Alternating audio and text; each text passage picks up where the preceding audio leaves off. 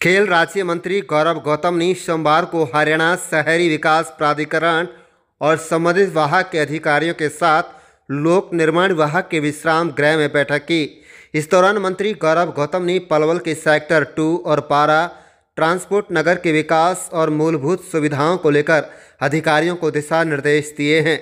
मंत्री ने HSVP के अधिकारियों को पलवल के सेक्टर 2 में आगामी 15 दिनों के अंदर बिजली, पानी और सड़कों जैसी मूलभूत सुविधाएं दुरुस्त करने के सख्त निर्देश देते हुए अधिकारियों की जिम्मेदारी सुनिश्चित करने के भी निर्देश दिए हैं।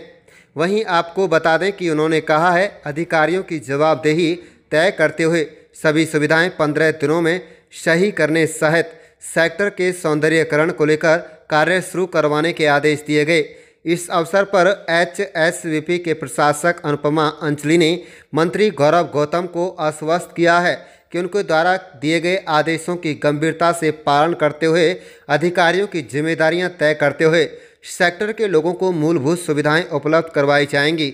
इस अवसर पर मंत्री गौरव गौतम ने कहा है कि पलवल में प्रधानमंत्री नरेंद्र मोदी के स्वच्छ भारत के सपने को साकार करने को लेकर सभी अधिकारी अपने दायित्व को अच्छे से निभाएं।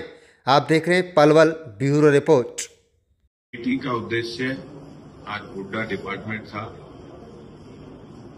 जिसमें हमारे हुड्डा के चलते हुए सेक्टर्स में वहां की मूलभूत सुविधाएं अच्छी हो, वहां के लोगों को बेहतरीन सुविधा मिल सके, बिजली, पानी, सड़क, जो मूलभूत सुविधाएं हैं वो बेहतरीन बनाने के लिए वहां के पार्क, उसको लेकर आज हुड्डा के एडमिनिस्ट्रेशन के सभी अधिकारी, हुड्डा के एडमिनिस्ट्रेटर हों,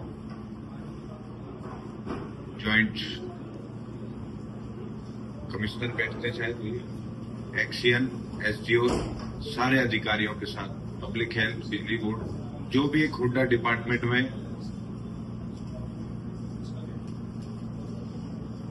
हर सुविधा हमारे सेक्टर वासियों को मिल सके, उसके लिए आज HSVP की मीटिंग ली है।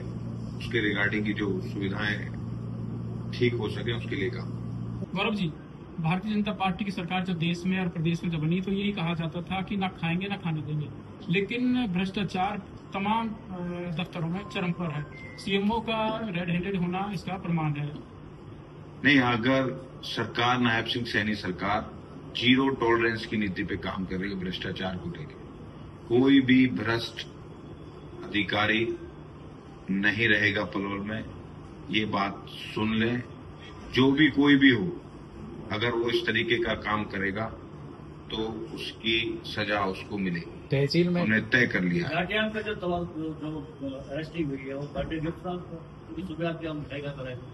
मैं सार्वजनिक जीवन में हूँ, सामाजिक व्यक्ति हूँ और मेरे से मिलने से किसी को कोई रोक टोक नहीं है। आप भी आके मिल सकते हो, पर कोई भी व्यक्ति पलवल के अंदर भ्रष्टाचार करेगा तो वो पलवल में नहीं रहेगा। मंत्री जी, तहसील में भी टोकन के ऊपर जो है भ्रष्टाचार चल रहा है, पब्लिक जो है कोई बात अगर आपको आती है मेरे संज्ञान में, व्यक्तिगत रूप से भी आप डाल सकते हो, व्यक्तिगत नाम बता के डाल सकते हो, अपने हिसाब से उसके साथ कार्रवाई होगी 100%। मंत्री जी, बिजली विभाग में नकली कागजों से भर्ती हुई थी, वो मुद्दा उठा था लेकिन कागजों में दब के रह गया, क्या आपके पास कोई तथ्य है? बिल्कुल तथ्य है। तथ्य अधिकारियों को देके उस पर कार्रवाई होगी। अगर कोई तथ्य सही साबित होते हैं तो उस पर हम स्वाभाविक रूप से 100% काम करेंगे। गौरव जी, आपकी सरकार यानी कि भारतीय जनता पार्टी सरकार ने आने से पूर्व, सत्ता में आने से पूर्व कहा था कि गाय की हम रक्षा करेंगे, लेकिन पलवल की स्थिति और दूसरी जगह क्या तो है ही है, रोजाना गौ तस्करी हो रही है, गौ हत्याएं हो रही है। नहीं, हम कुछ चीजों पर ये तो नहीं कहते कि 100% बंद हो गई है, लेकिन हमने बहुत हद तक अंकुश लगाया है।